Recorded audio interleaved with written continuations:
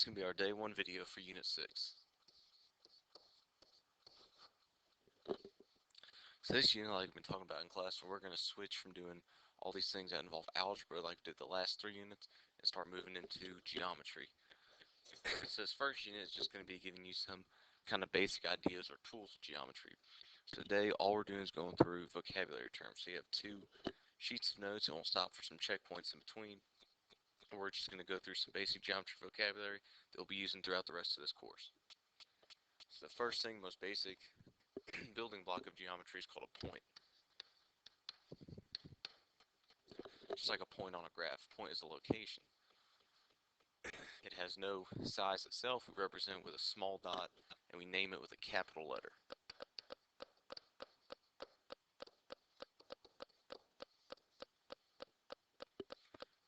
So for example, right here we see the dot, the capital letter. This would be point A.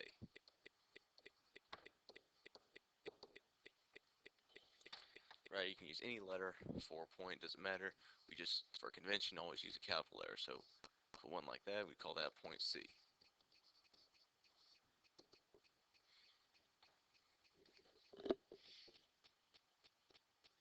So point is our first vocabulary term, basic building block for geometry. Next one we have a line. So line is a set of points, and set just means a collection or a group. It extends in 2 opposite directions without end. You can name a line using 2 points on the line, like line AB in this example, or by a small lowercase letter.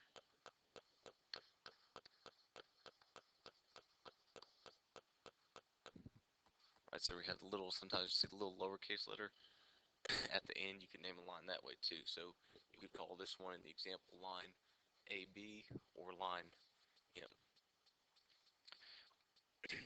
When points are on the same line, there's a special term for that. They're called collinear.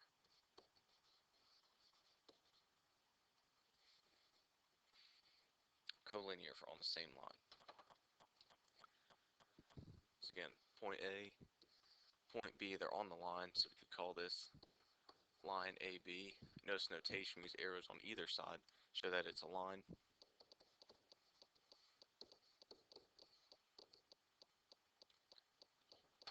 Or since we have the small lowercase letter on one end, sometimes the little shorthand way, we could call this line M. So either one of those would be correct. You usually won't see both though.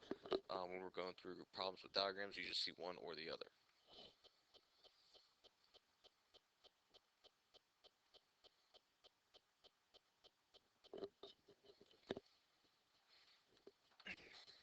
It's gone through point, line. Next one is line segment.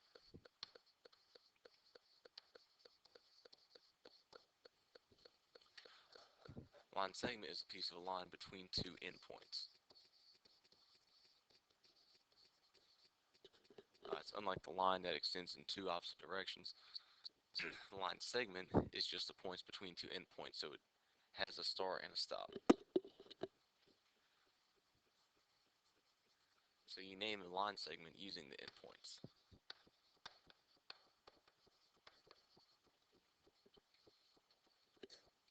So we see this segment here starts at point C, ends at point D. We'd call this segment CD.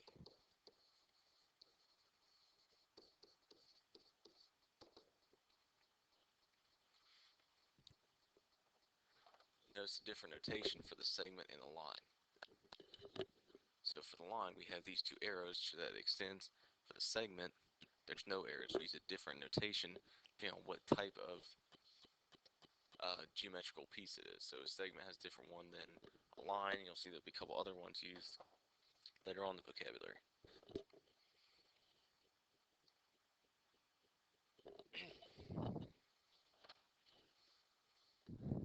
So next vocabulary term is a plane.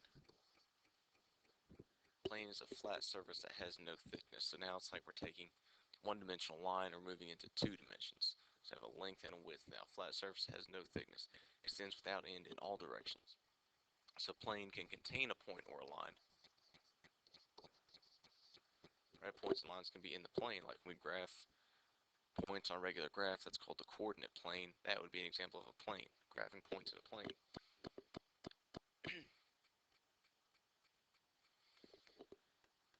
So any points and lines that are within the same plane are called coplanar.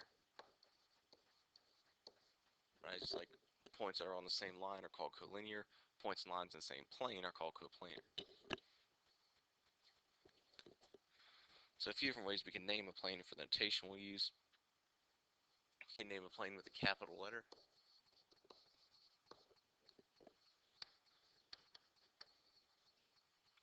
Usually you'll see that located somewhere in the upper right hand corner.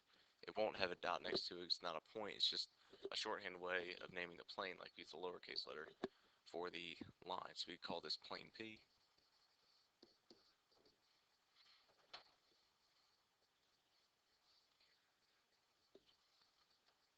We could also name a plane using 3 non-collinear points.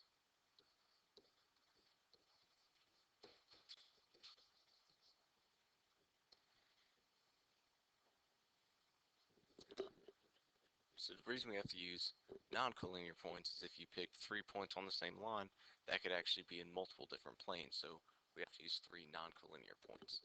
It's not on the same line. So in this example here, we have our 3 points, A, B, and C. We can tell they're not on the same line, so we can also call this plane ABC. So 2 different ways we can name a plane.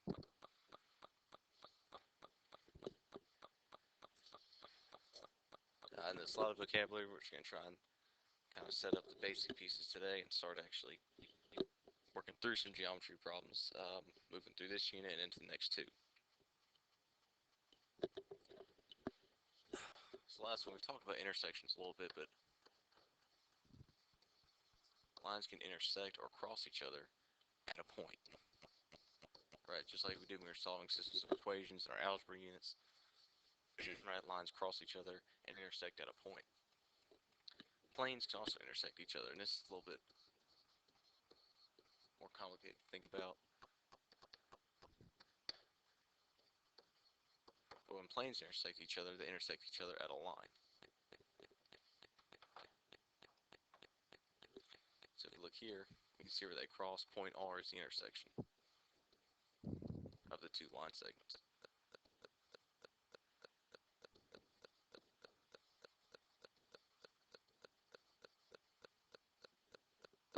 We see these 2 planes intersecting. This is the intersection right here.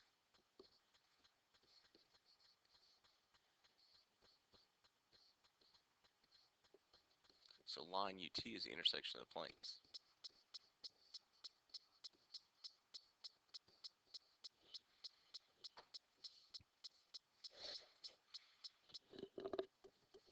So yeah, there's a lot of vocabulary throughout you, a lot of new ideas with geometry throughout you, but we're going to take a couple little pauses as we go through these notes and just check that everything's making sense. So here's our first check. I want you to take about a minute, pause the video now, see if you can name the plane in 2 ways and name a line in the plane. Alright, let's go ahead and pause the video, try and do this on your own, and then put the answer up when you press play.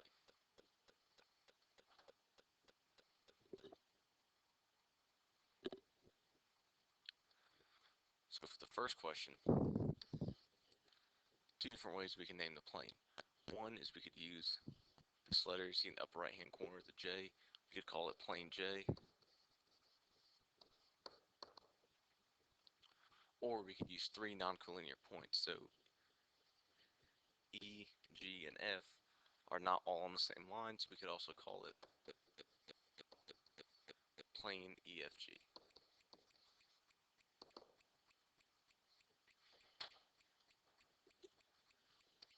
Second question says name a line in the plane. So it shows us here there's a line going through point E and point G. This one doesn't have the shorthand with the small letter, just has the 2 points in the line, so we could call this line EG.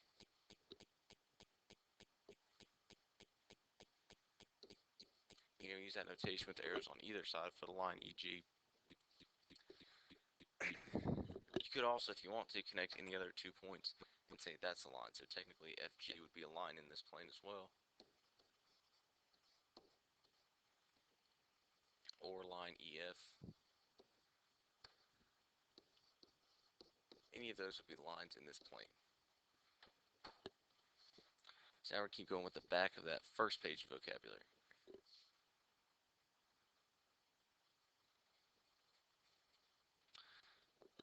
The next geometry term is array.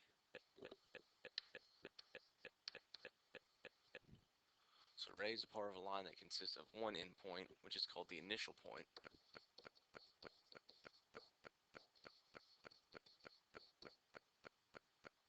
And all the points on one side of that endpoint, so it extends in one direction. So we have the line that extends in two directions, the segment that has two hard stopping points, and we have the ray that extends in one direction.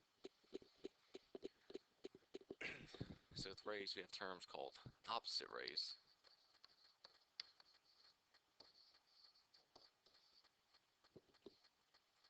So if two rays have the same endpoint, if they share an endpoint, or initial point, we'll say endpoint because we only have one space here.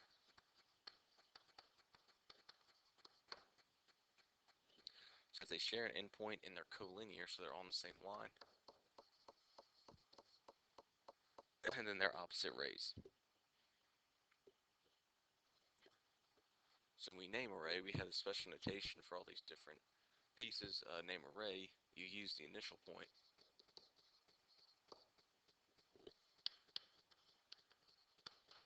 And any other point in the ray, since they'll all be on just that one side of the initial point, you can use any other point. So for example, this one here, we have our initial point A,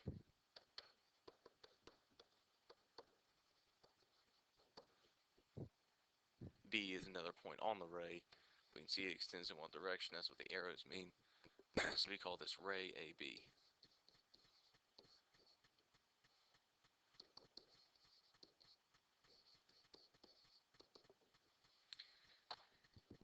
And again, we think about the different notation. We see that this has just one arrow extending on one side, showing that it's ray, not a segment, and not a line.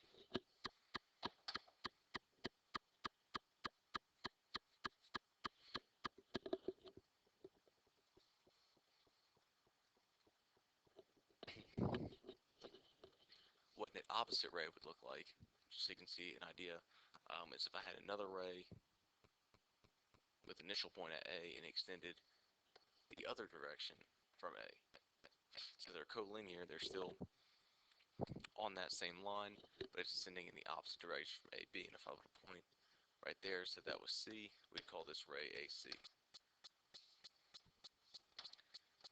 And we'd say that these are opposite rays.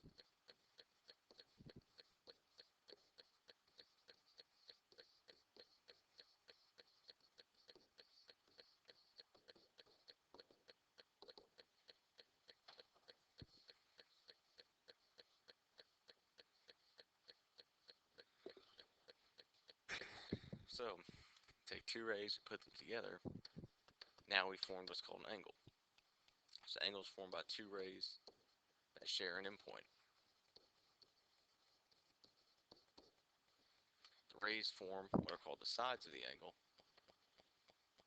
and the endpoint is called the vertex of the angle. So you can name an angle by using 3 points with the vertex in the middle, or just the vertex if there's no confusion. And we'll talk about what that means. So if you look at our illustration here of this angle, D would be the vertex of the angle. Right, it's that shared initial point between the two rays. Notice when we use the 3-point notation, we put that right in the middle.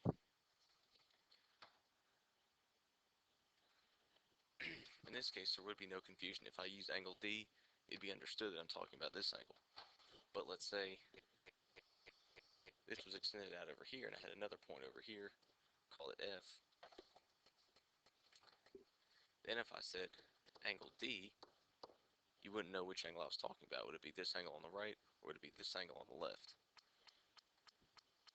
to be a little bit confusing which one is which, and that's why we have that that notation where we use the 3 points. So we know that this side would be angle CDE, right? If you start from one point and go to each point in that notation, it traces out the angle, and on the other side would be angle CDF.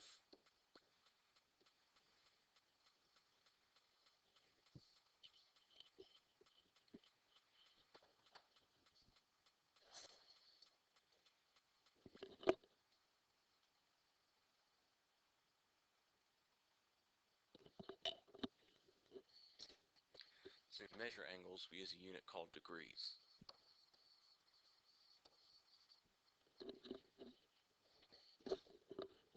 If an angle measures 90 degrees, that's called a right angle.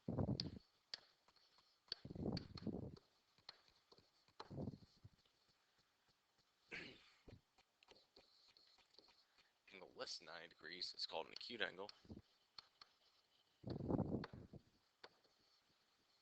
If it measures more than 90 degrees, it's called an obtuse angle.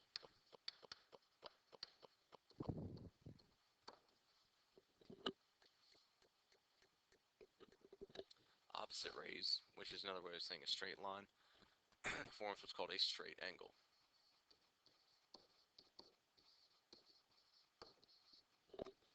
A straight angle measures 180 degrees. If two angles have the same measure, same number of degrees, we call those congruent angles. Congruent, which we'll talk about more in the next few days, and definitely in the next unit. Congruent means equal in size.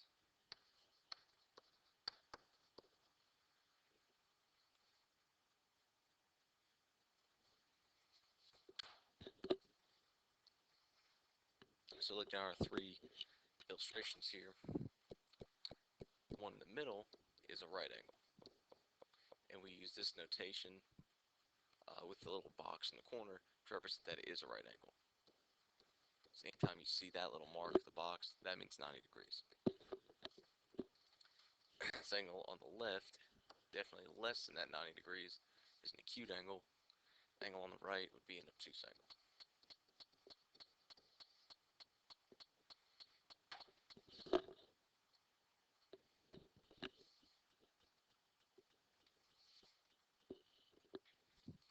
This one down here at the bottom is what's called a straight angle. So this right here would be 180 degrees. Straight angle. And the 2 rays, KJ and KL, are opposite rays.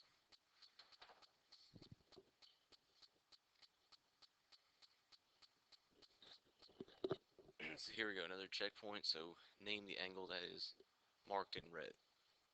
So if you go ahead and pause the video now, take a couple seconds, try and answer this for yourself, and hit play, and we'll go over the answer.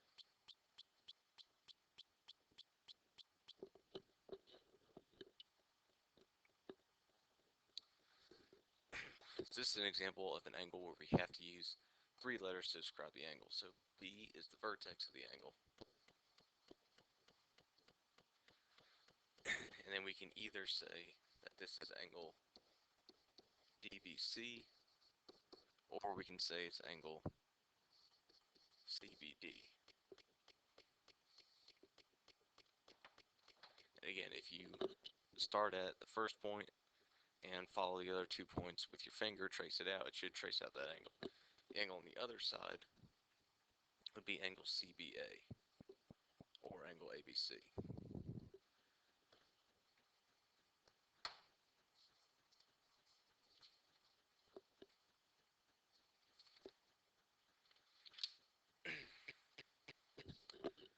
Again, there's a lot of vocabulary all at once. We're getting close to the end here on the second sheet.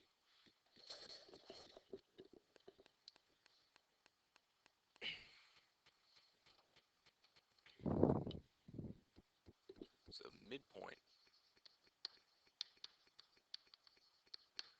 A midpoint of a line segment is a point that divides a segment into 2 congruent segments.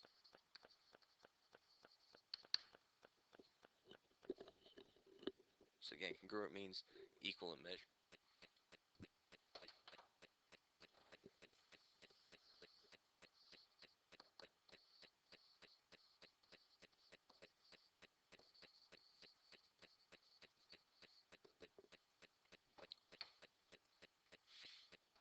So in our picture here, point B is the midpoint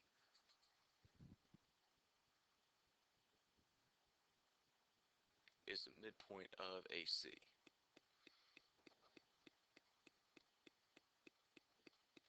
So this is actually wrong. That is a segment, so it should just be like that. Point B is the midpoint of AC, which means AB is congruent to BC, so either side is equal.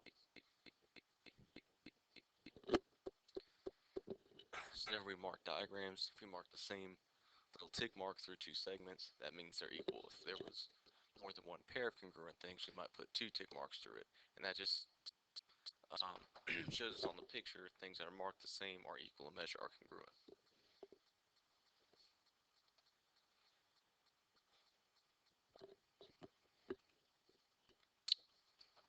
So if we have two angles that combine to form a straight angle, or in other words, they combine make a straight line, they're called a linear pair.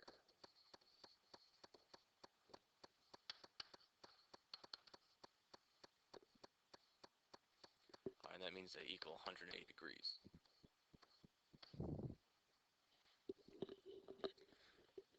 So if you think about it, it makes sense. It's a pair, so there's two angles.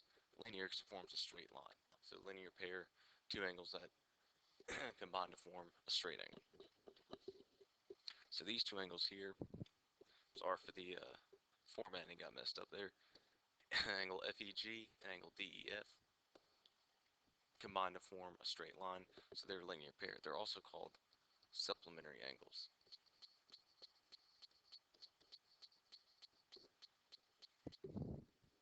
Again, the measures add up to be 180 degrees together. So any pair or group of angles that form a straight line is always going to add up to 180 degrees.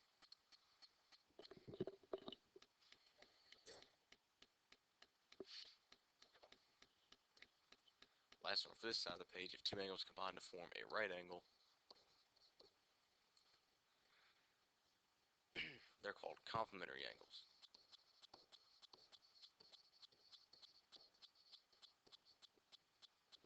Complementary angles combine to form a 90-degree angle. They combine to form a right angle. So these two angles right here, IHJ and JHK, combine to form the right angle IHK. So together they form a right angle, so they're complementary angles.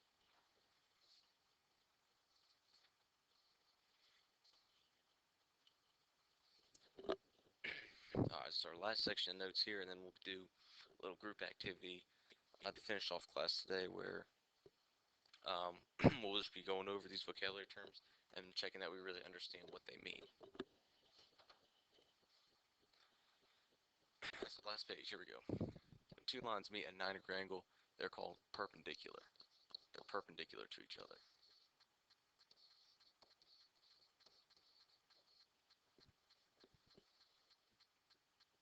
So here using our shorthand notation, lines M and I are perpendicular to each other, and we can tell because they meet at a 90-degree angle.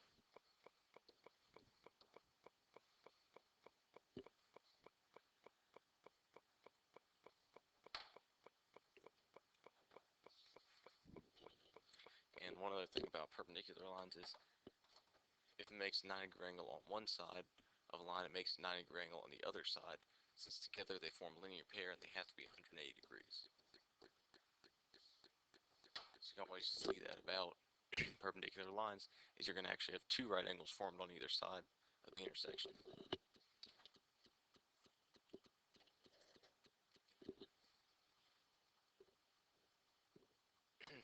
Alright, next piece is about bisector. So a line, right, or point is a segment bisector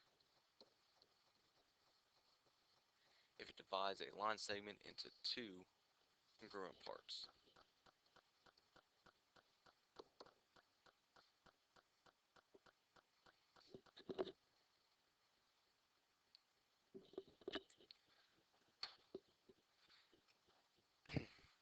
So you see here point B is the midpoint of the line segment AC.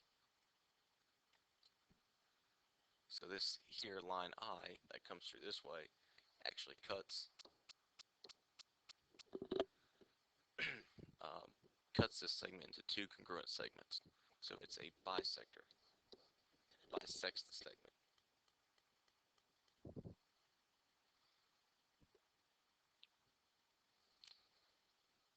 The other type of bisector we have is called an angle bisector.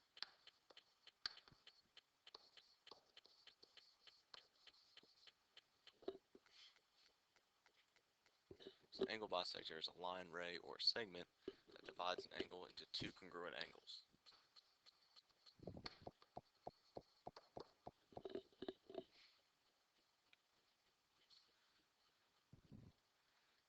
So here the segment XZ is the angle bisector of the angle WXY, which means that this angle here,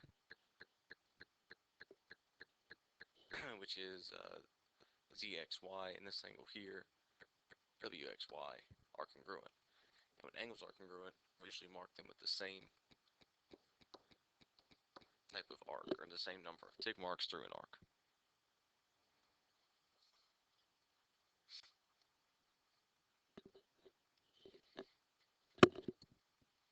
Next, for the last vocabulary term for the first day is a perpendicular bisector.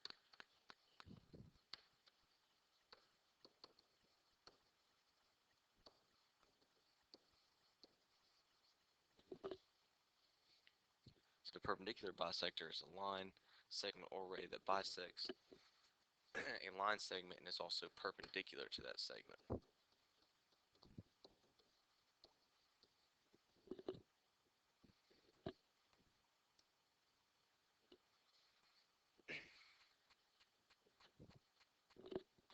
So here we can see TU is perpendicular to QS. It divides it into two congruent segments, QR and RS. So TU is a perpendicular bisector. Right, here's our perpendicular, 90-degree angle. Bisector cuts into two equal parts. And just so we can work on our vocabulary, that also means that point R is the midpoint.